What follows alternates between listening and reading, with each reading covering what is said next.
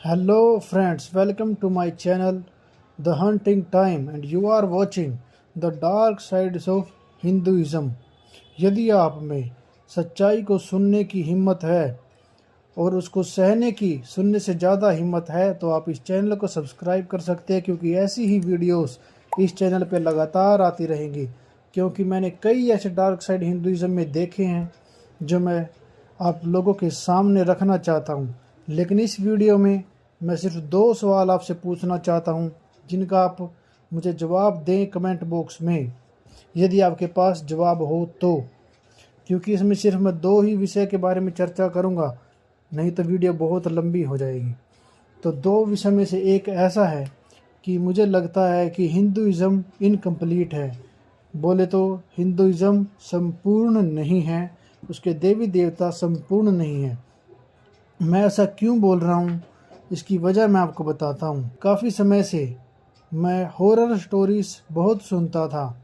उनमें मैंने एक चीज़ को बहुत कॉमन देखा कि यदि किसी व्यक्ति पे कोई प्रेत बाधा या कोई इस पर ब्लैक मैजिक करवा देता है तो वो कितना ही मंदिर में जाए, पूजा पाठ करे, अपने घर में मंदिर हो उसमें पूजा पाठ करे, किसी भी देवी देवता की करे, इससे कोई फर्क नहीं पड़ता। लेकिन उस पूजा पाठ से उसको प्रोटेक्शन प्रोवाइड नहीं होती है। ना तो उस पूजा पाठ से वो प्रेत बाधा उसके ऊपर से हटती है और ना ही वो ब्लैक मैजिक जाता है। उसको किसी तांत्रिक के पास जाना पड़ता ही है। ऐसा क्यों है? ये मेरा आपसे सवाल है जिसका आप मुझे जवाब दें और अपने आप को और अपने धर्म को प्रूफ करें। ये सवाल है कि ऐसा आखिर है क्यों कि उस मंदिर में उस देवी देवता के सामने पूजा करना उसके लिए काफ़ी क्यों नहीं है, जिसे वो मानता है, जिसको वो रेगुलर पूजा करता है, वो उसे प्रोटेक्ट क्यों नहीं करता किसी भी प्रेत बाधा से या किसी ब्लैक मैजिक से जो उसके ऊपर करवाया गया हो। उसे क्यों ज़रूरत पड़ती है किसी अन्य तांत्रिक के या बाबा के पास जाने की। और दूसरा मेरा सवाल है इसी से रिलेटेड है कि मैं हॉरर स्टोरी से सुनता था तो उसमें मैंने एक एंटिटी के बारे में जाना, बोल सकते हैं हम हिंदी में कि एक प्रेत के बारे में मैंने जाना, जिसे कहते हैं ब्रह्म राक्षस।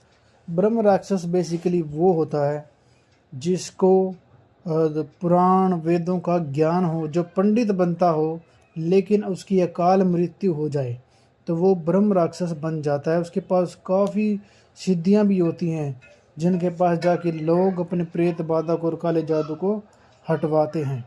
ऐसा व्यक्ति यदि अकाल मृत्यु मर जाए, अनटाइम डेथ उसकी हो जाए तो वो ब्रह्म राक्षस बनता है।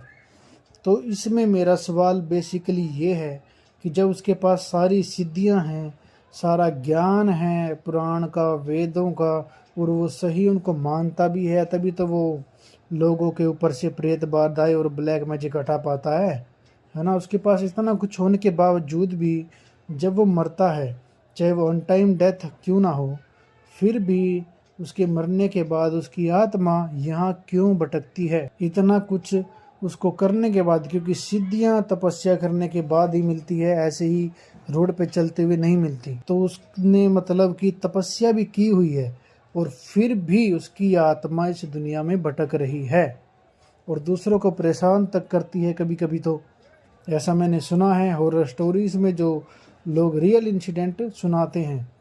आपने भी सुना होगा ब्रह्म राक्षस के बारे में, और नहीं सुना तो आप सर्च भी कर सकते हैं। यूट्यूब पे बहुत सी ऐसी वीडियोस हैं जो उसको डिफाइन करती हैं।